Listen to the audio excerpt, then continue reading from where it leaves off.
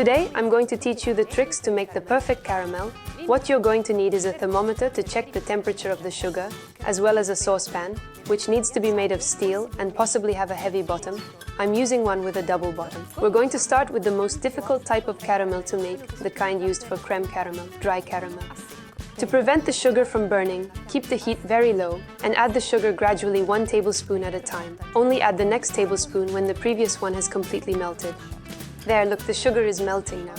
I know that the temptation to stir the sugar right now is really hard to resist, but you really mustn't stir it.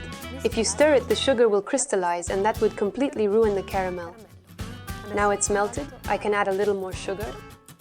The caramel must reach a final temperature of 160 degrees to make light caramel.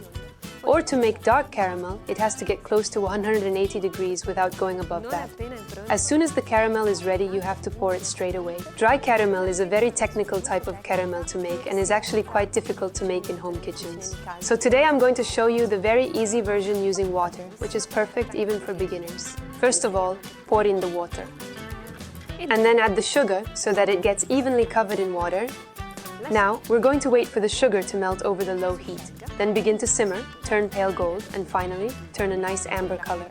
The final temperature of the caramel must reach 160 degrees for light caramel and a maximum of 180 degrees for dark caramel. Be careful to never go over this temperature because you will end up with burnt sugar instead of caramel. The caramel is now ready to pour. You can pour it out into a single slab, or you can create swirling patterns and flourishes, perfect as a decoration, whichever you want.